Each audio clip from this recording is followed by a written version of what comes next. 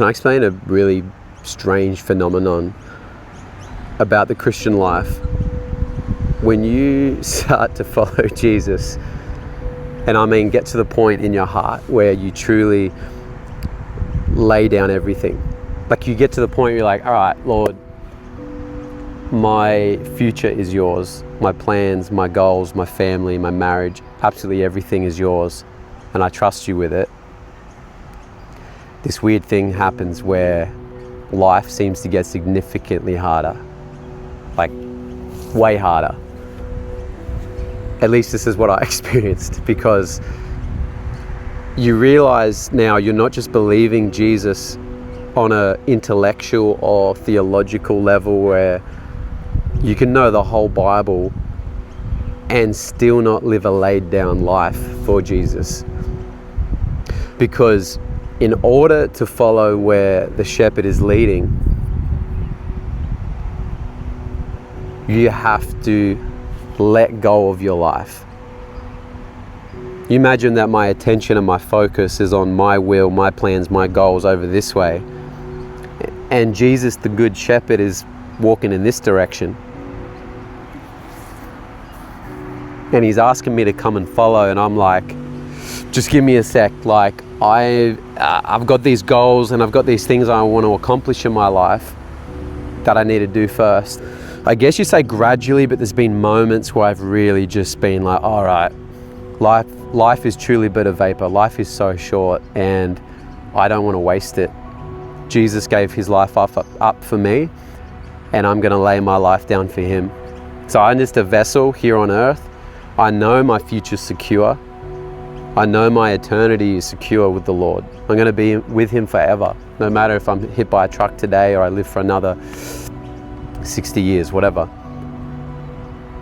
So I want to be that. I want to be that living sacrifice for him. But that is costly, and it can make life feel more painful because you're having to live a more disciplined life. You're having to live a more sanctified or, set apart life, where you're not just indulging in the things of the world. Because the Bible describes like sin, especially like sinful behaviors, which I'm talking about, like habits and addictions and things are toxic for your mental health, your physical health, but you do it because you feel trapped, right? Those things have to die. And obviously the freedom from those things is found in Christ. But there's always a lure to do it. There's always a lure every day I wake up to feed my flesh, which is that carnal part of me that desires those lustful things of the world. It desires the appetites, to be a glutton, to eat as much as I want and whatever I want, to consume whatever media I want. When I realize that I have to have a sober mind, I have to be able to think clearly. I can't conform to the patterns of this world. I have to be transformed by the renewing of my mind daily. You hear people talk a lot about data sets, especially around AI and stuff now. But it's like we were born into this world with a specific data set, which is leaned towards fulfilling our desires, our will, our plans, our dreams, our goals. And the culture loves this. Instagram spews this type of thought process out and worldview.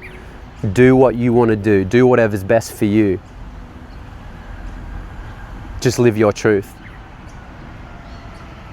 And it's a bit scary when you realize a lot of that can be all done in just vain pursuit. Vanity. Solomon talks about this. All is vanity. All the pursuits of the world for these, cars and houses and successful businesses and all these things. Not that successful business is bad. Successful business is great. But I'm talking about when these things become idols and they become first place in your life and you sacrifice everything to pursue these things, then you're going to reap destruction in your life. Or at least you're going to put aside what truly matters to fulfill your pleasures and your goals.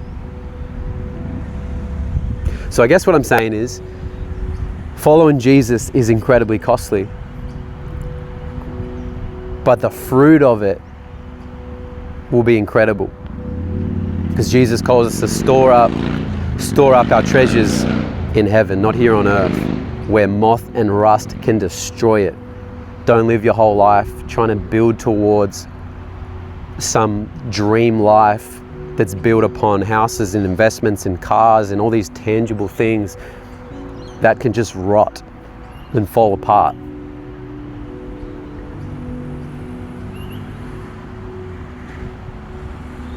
So it's a harder path, it's a narrower path, but ultimately Jesus gave up everything to have union with us again. So what's the point of me just living my life out now, seeking my own will and my own pleasures? Like I said, when I could be gone tomorrow, I want to be sharing the good news. I want to be taking up the commission that Jesus has given us to reconcile man with God. The most important thing, going right back to the Garden of Eden. This is the simple message of the gospel. God just wants to be one with us. He just wants a relationship with us, and there's so many things that get in the way. And now I'm probably going on another tangent, so I'll wrap this up. But keep walking the narrow path, keep subduing your flesh, and keep pressing on. Keep fighting the good fight, and spend time with the Lord every single day. He's so good.